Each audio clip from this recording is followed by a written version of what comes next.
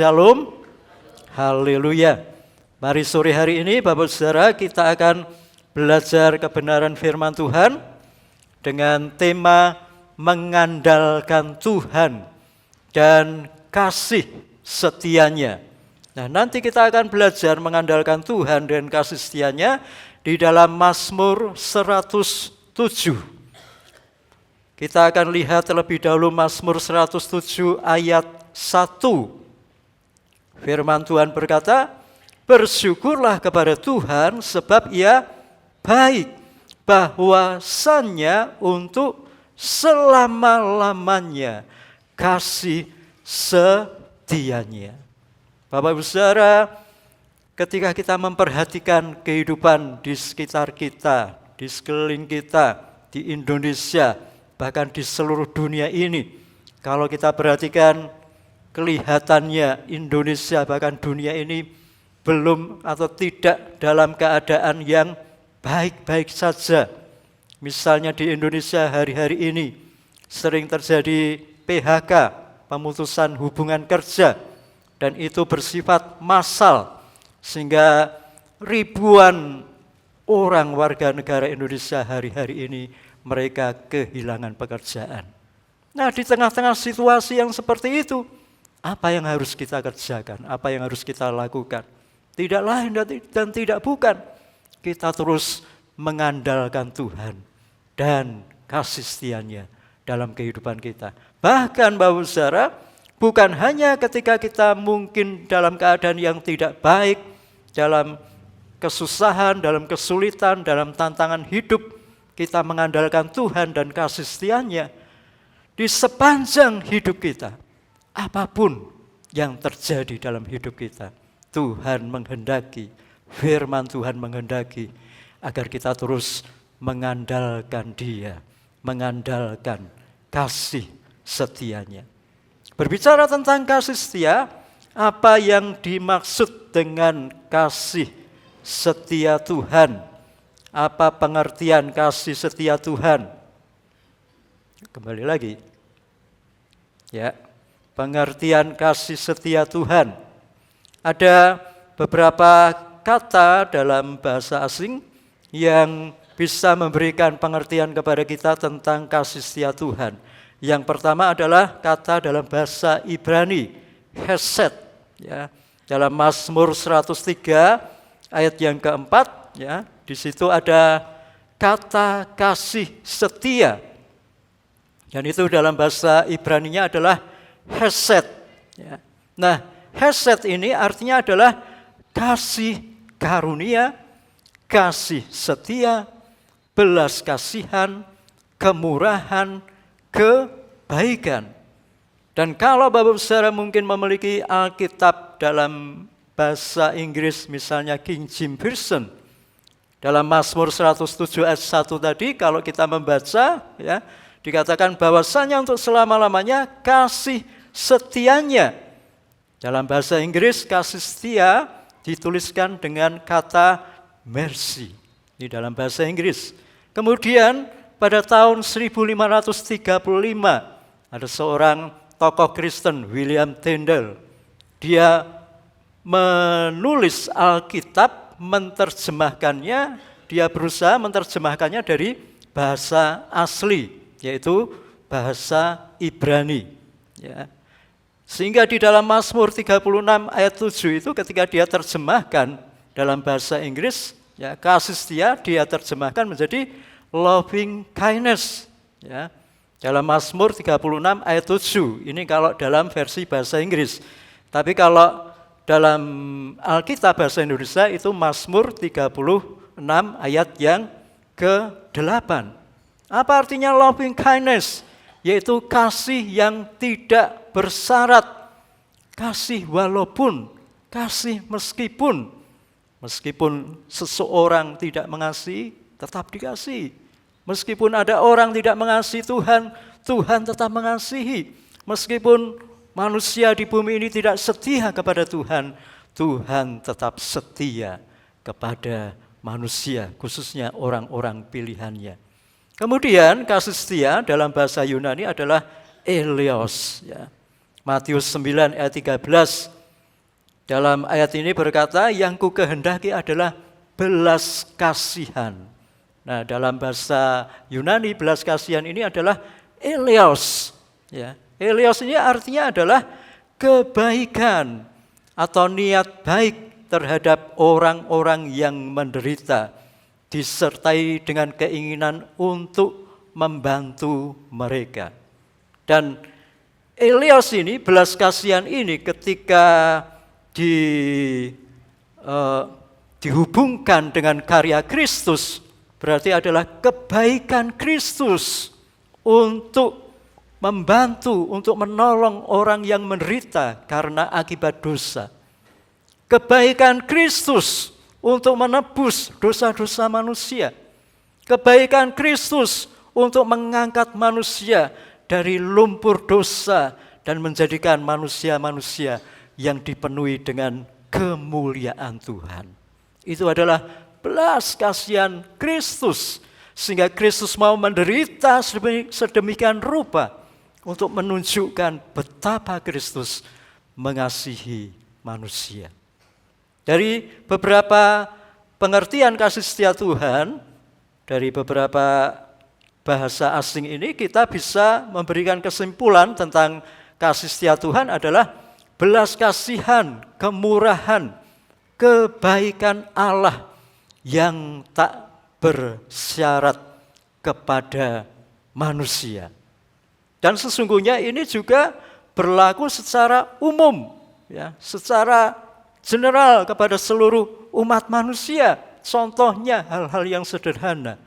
Untuk kita bisa menghirup udara kapanpun, tidak ada syarat dari Tuhan. Ya, Tuhan juga tidak memberikan jadwal, ya. Misalnya jadwal jam pagi ini, ya, udara segar akan mengalir dari jam 5 pagi sampai jam 9 misalnya. Dan setelah itu tidak akan ada lagi udara segar misalnya. Ya. Misalnya, atau Tuhan berkata manusia bisa menghirup udara segar kalau dia melakukan atau selalu melakukan firman-Nya, atau tidak pernah berbuat jahat sedikit pun misalnya. Tuhan tidak pernah berkata seperti itu. Itu adalah contoh yang sederhana betapa belas kasihan kemurahan Allah itu tidak bersyarat. Pertanyaan selanjutnya adalah, mengapa kita dapat mengandalkan Tuhan dan kasih setianya dalam kehidupan kita?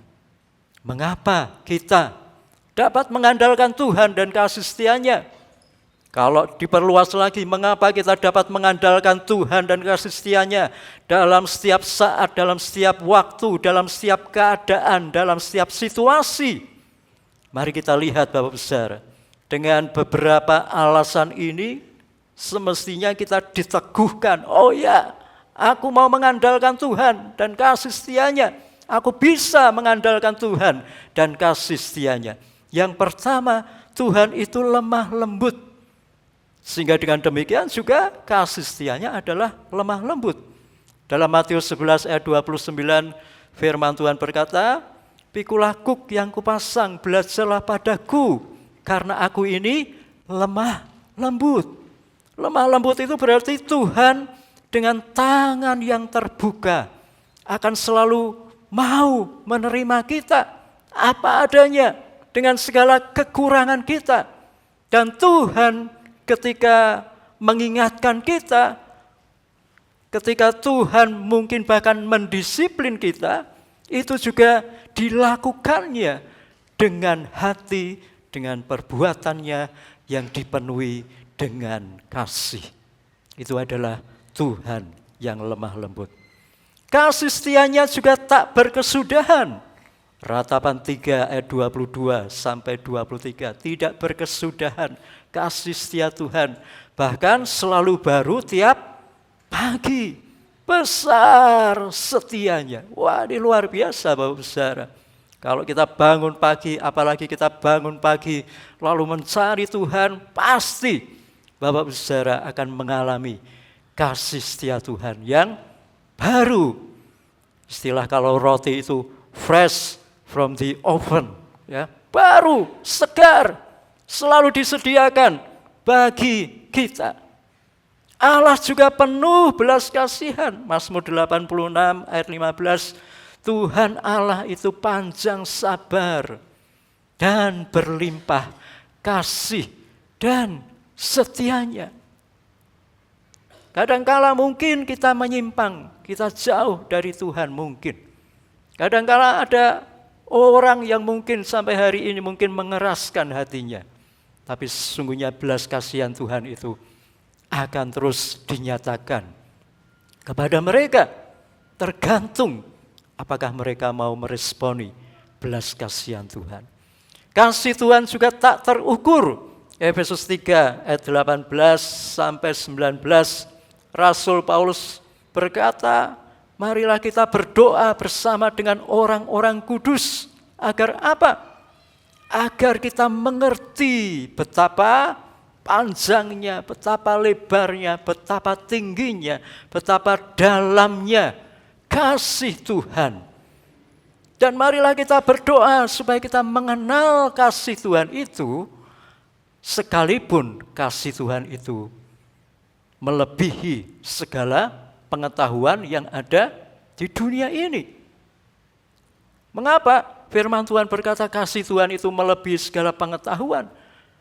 Karena banyak orang tidak mengerti atau mungkin tidak mau mengerti akan kasih Tuhan.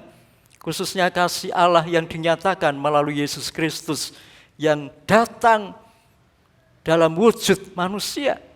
Banyak orang tidak mengerti mengapa, untuk apa Allah lahir ya, dari bayi kemudian tumbuh sebagai manusia normal pada umumnya. Untuk apa? Apakah itu sebuah kasih? Untuk apa?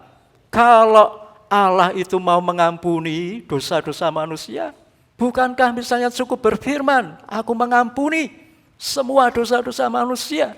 Untuk apa harus mengorbankan, bahkan dikatakan mengorbankan anaknya yang tunggal? Hal-hal seperti ini seringkali tidak dimengerti. Orang tidak mau mengerti, mereka seringkali berkata di luar akal. Oh, ini bukan sesuatu yang logis. Ya, sehingga firman Tuhan dikatakan dalam kitab Roma itu, bagi orang Yunani itu adalah sebuah kebodohan. Orang-orang Yunani itu dari dulu terkenal sebagai orang-orang yang pinter, ya, filsuf-filsuf itu berasal dari Yunani. Ada Plato, ada Sokrates dan sebagainya, para pemikir-pemikir berasal dari Yunani. Tetapi seringkali orang-orang yang katakanlah dengan intelektualnya itu seringkali menolak kasih Tuhan. Karena di luar akal pemikiran manusia pada umumnya. Allah pengampun dan penuh kasih karunia. Nehemia 9 ayat 17 menyatakan bahwa bangsa Israel itu seringkali tegar tengkuk, bersitegang leher, memberontak kepada Tuhan. Tapi bagian akhir ayat itu dikatakan, tapi Tuhan Allah itu selalu sudi, mau untuk mengampuni. Dari hal-hal ini kita mendapat pengertian mengapa kita dapat mengandalkan Tuhan, Bapak Saudara. Kita senantiasa bisa mengandalkan Tuhan dalam kehidupannya. Terlebih kalau ditambah pengertian yang selanjutnya, ya, mengapa kita dapat mengandalkan Tuhan dan kasih setianya? Karena Tuhan Allah selalu menyertai kita. Ya, Yesaya 43 ayat 2 sampai 3. Firman Tuhan berkata, sekalipun kamu harus melewati sungai, kamu tidak akan hanyut. Sekalipun kamu harus melewati arus yang deras, kamu tidak akan hanyut. Bahkan sekalipun kamu harus melewati sungai api atau air yang berapi, kamu tidak akan dihanguskan. Firman Tuhan berkata, karena Tuhan yang menyertai. Ya, hari-hari ini mungkin ada lagu judulnya apa? Sekti. Ya. Salah satunya berkata, gunung meledos takjak ngopi, wah sekti. Ya. Tapi firman Tuhan sudah terlebih dahulu menyatakan kepada kita, kita ini sekti. Bukan karena kekuatan kita, bukan karena kemampuan kita, tapi karena Tuhan yang menyertai kita. Dalam segala keadaan, Tuhan selalu menyertai kita. Jangan pernah merasa bahwa Tuhan itu jauh, apalagi meninggalkan kita. Amin. Tuhan itu selalu menyertai kita. Kasih Tuhan itu juga abadi, kekal, eternal. Ya. Yesaya 54 ayat 10 firman Tuhan berkata, biarpun gunung-gunung beranjak dan bukit-bukit bergoyang, tapi kasih setia Tuhan tidak akan pernah beranjak. Boleh dikatakan apapun yang ada di dalam dunia ini pada saatnya akan mengalami perubahan. Kualitasnya akan menurun. Yang dulunya baik bisa berubah menjadi kurang baik, bahkan tidak baik. Yang dulunya berharga bisa berubah menjadi sama sekali tidak berharga atau sama sekali tidak berguna. Ya, tahun-tahun kapan itu ya?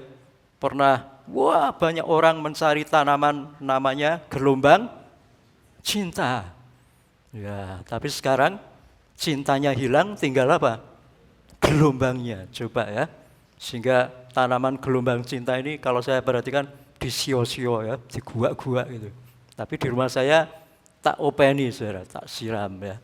Saya tetap menganggap semua tanaman itu berharga. Ya, bisa seperti itu. Dulunya berharga, sekarang sama sekali tidak berharga. Dulunya dicari-cari, sekarang diabaikan, tidak dipedulikan sama sekali. Dalam dunia bisa seperti itu. Tapi kasih Tuhan bagaimana? Abadi. Tidak pernah berubah, berlaku untuk selama-lamanya dalam kehidupan kita. Tuhan dan kasih-Nya juga melindungi kita. Dalam Mazmur 5 ayat 11-12, khususnya ayat 12, firman Tuhan berkata, orang-orang yang berlindung kepada Tuhan akan bersukacita, bahkan akan bersorak-sorai, merasakan perlindungan Tuhan yang selalu ada dalam kehidupan mereka. Kasih Tuhan adalah kasih yang sejati. 1 Yohanes 4 ayat 9-10 firman Tuhan berkata, inilah kasih Allah, yaitu Yesus Kristus sudah datang ke dalam dunia ini untuk menyelamatkan manusia. Ayat 10, wah ini kalau saya baca sungguh menggetarkan hati saya. Bukan kita yang terlebih dahulu mengasihi Tuhan, tapi Tuhan yang terlebih dahulu mengasihi kita. Karena Tuhan mengasihi kita, kita bisa mengasihi Tuhan.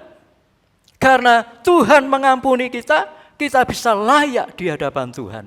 Karena Tuhan terlebih dahulu melayani kita, maka kita juga bisa melayani Tuhan. Itu adalah kasih yang sejati.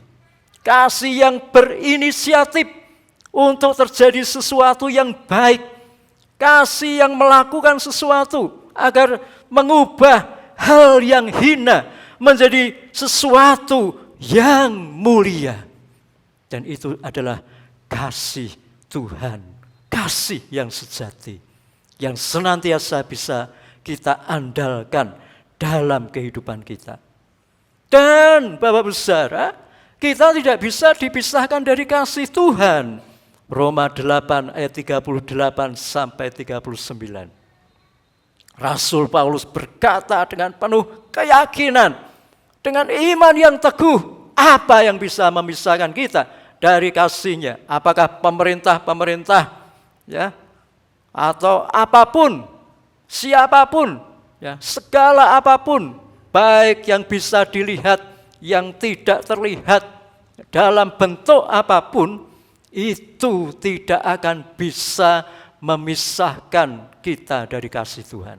Apakah juga situasi-situasi penganiayaan, kekurangan, dan sebagainya, itu pun tidak akan bisa memisahkan kasih kita, kasih Tuhan dari kehidupan kita. Amin, Bapak-Ibu Saudara. Jadi dengan kebenaran firman Tuhan ini, marilah kita semakin mengerti bahwa kasih Tuhan itu selalu ada dalam kehidupan kita. Selalu bisa kita andalkan. Bahkan Bapak Saudara, kita perlu terus meyakini akan hal ini, bahwa kita telah menerima kasih setia Tuhan. Ya, oleh karena karya penebusan Kristus terhadap orang-orang pilihannya. Dalam Mazmur 107 ayat 1-3, firman Tuhan berkata, bersyukurlah kepada Tuhan sebab Ia baik, bahwasanya untuk selama-lamanya kasih setianya.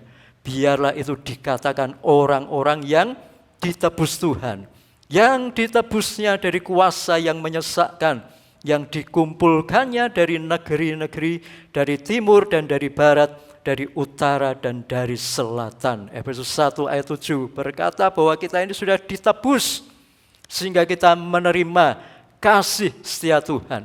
Bahkan karya penebusan Yesus Kristus atas hidup kita dilakukannya di dalam kasih setia Tuhan yang berlimpah dalam kehidupan kita. Roma 5 ayat 5 firman Tuhan berkata, kasih Allah telah dicurahkan di dalam hati kita. Dicurahkan. Ya, hari-hari ini seringkali kita mengalami hujan deras. Ya, itu bisa memberikan gambaran. Kasih Allah yang dicurahkan itu seperti itu. Wus, ya, begitu berlimpah. Sehingga sesungguhnya kita tidak akan pernah kekurangan kasih setia Tuhan. Kita bisa mengandalkan kasih setia Tuhan dalam kehidupan kita. Kasih Allah itu tidak akan pernah kering dalam hati kita, bahkan akan terus mengalir dalam kesegaran ilahi. Bagaimana atau apa saja kita bisa mengandalkan Tuhan dan kasih setianya? Dalam keadaan apa saja kita bisa mengandalkan Tuhan dan kasih setianya? Yang pertama, Bapak Saudara, saat kehilangan arah, saat tidak memiliki tujuan hidup, saat kita menjalani hidup ini, kita mungkin mengalami kebingungan. Apa yang harus aku lakukan? Apa yang harus aku kerjakan? Bagaimana dengan kehidupan di depan sana?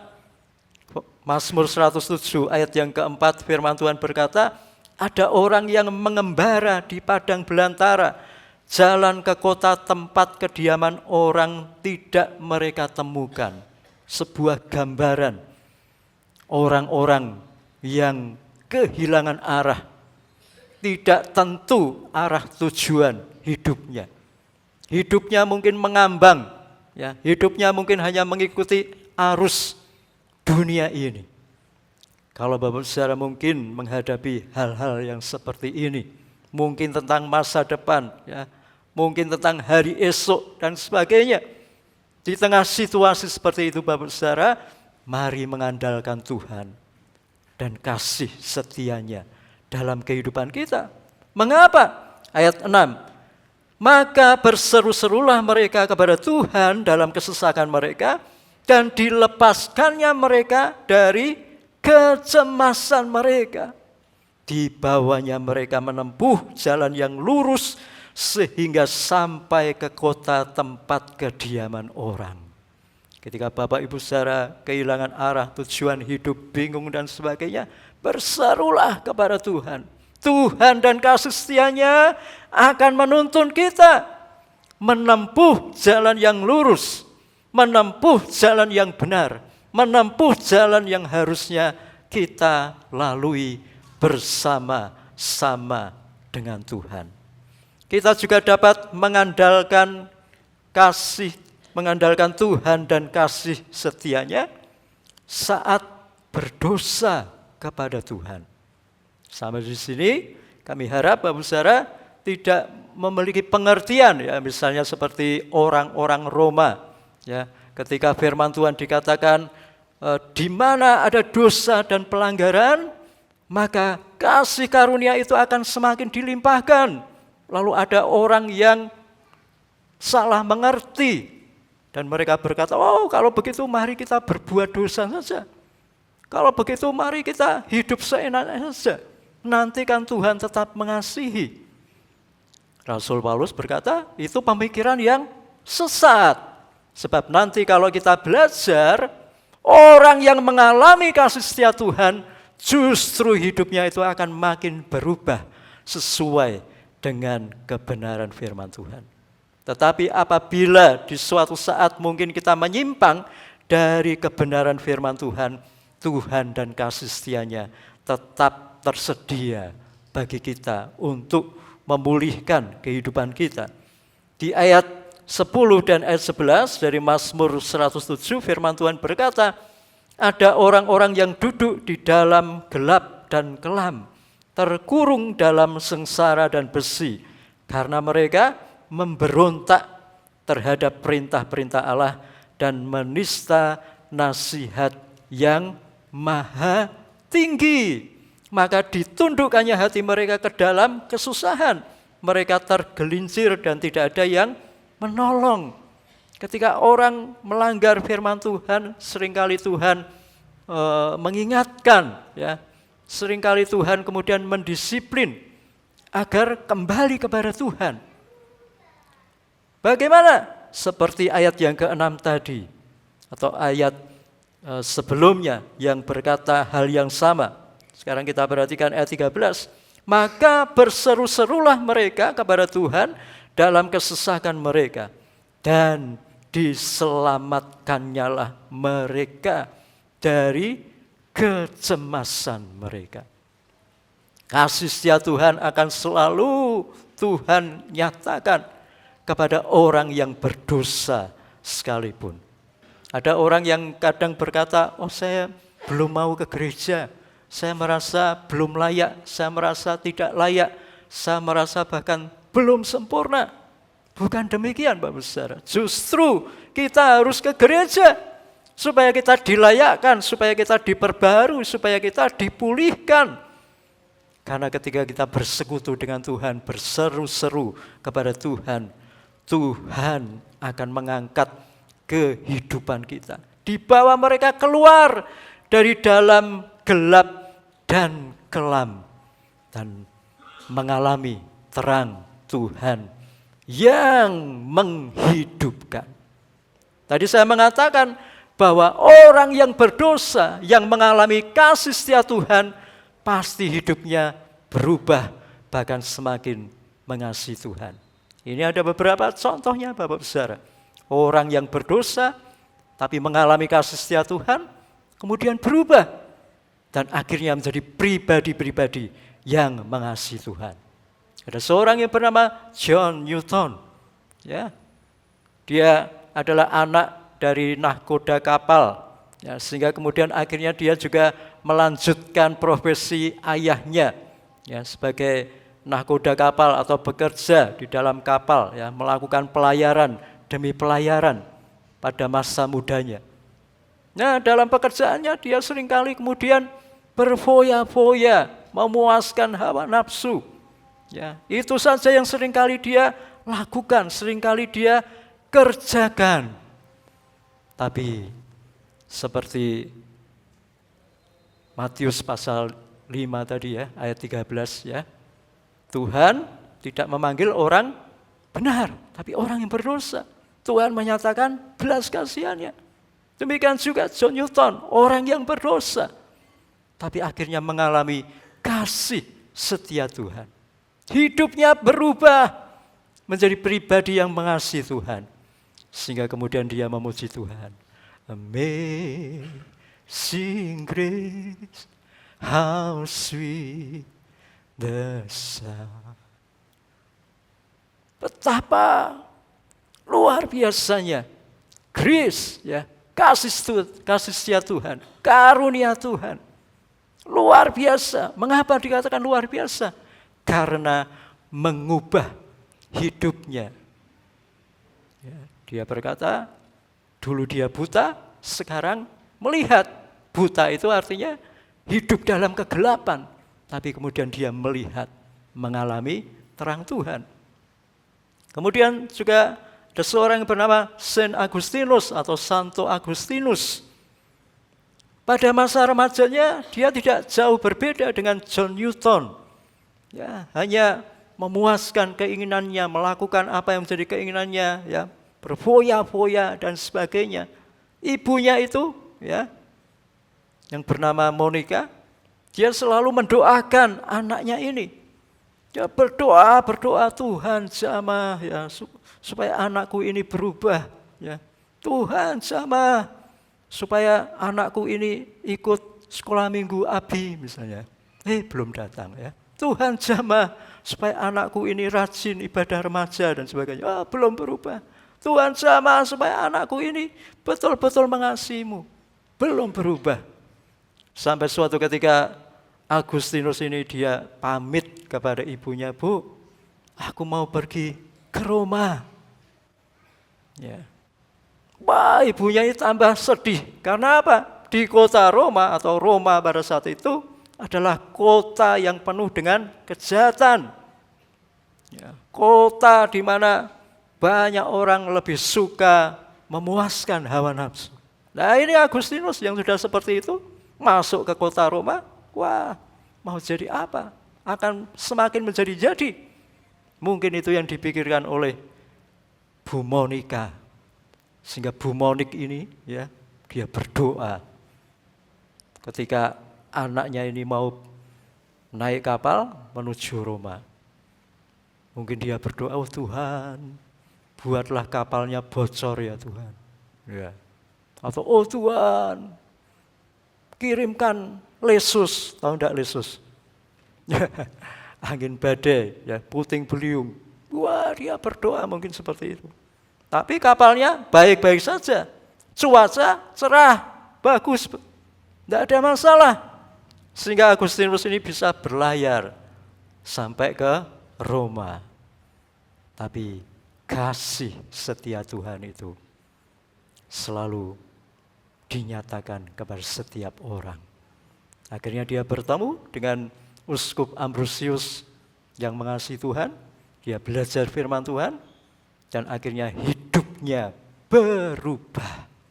Mengalami kasih setia Tuhan, hidupnya berubah. Dari orang yang berfokus pada dirinya sendiri, ya, dia kemudian fokus untuk mengasihi Tuhan.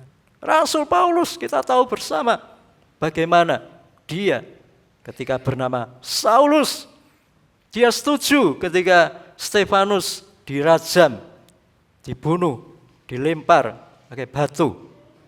Dia juga begitu semangat menangkap orang-orang yang percaya, menjebloskan mereka ke dalam penjara.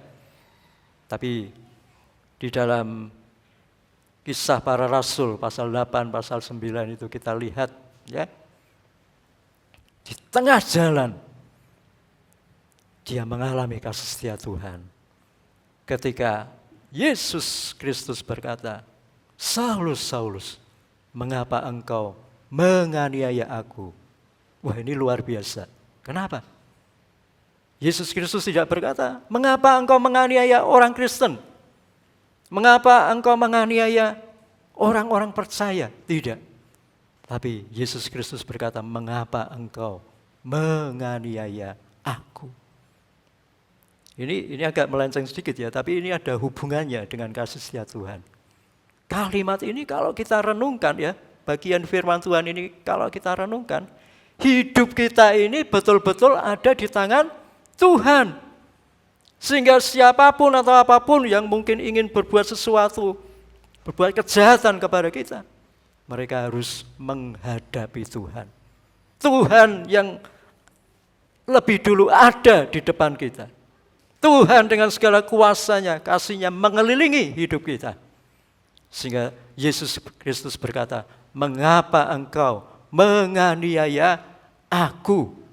Dari situ Rasul Paulus mengalami kasih setia Tuhan, sehingga di dalam 1 Timotius 1 ayat 15 dan 16 itu dia berkata, aku ini orang yang paling berdosa, tapi orang yang juga sangat-sangat diubahkan di dalam Tuhan. Mengapa? Karena mengalami kasih setianya. yang selalu bisa kita andalkan dalam kehidupan kita. Kita juga bisa mengandalkan Tuhan dan kasih setia-Nya saat mengalami gelombang kehidupan. Mazmur 107 ayat 23 sampai 32. Ayat 23 firman Tuhan berkata, ada orang-orang yang mengarungi laut dengan kapal-kapal yang melakukan perdagangan di lautan luas. Mereka melihat pekerjaan-pekerjaan Tuhan dan perbuatan-perbuatannya yang ajaib di tempat yang dalam. Ia berfirman, maka dibangkitkannya angin badai yang meninggikan gelombang-gelombangnya. Ya, hari-hari ini kita sedang belajar mengubah pencobaan menjadi kemenangan. Mengapa? Karena Tuhan kadang mengizinkan kita untuk kita menghadapi gelombang kehidupan. Agar apa?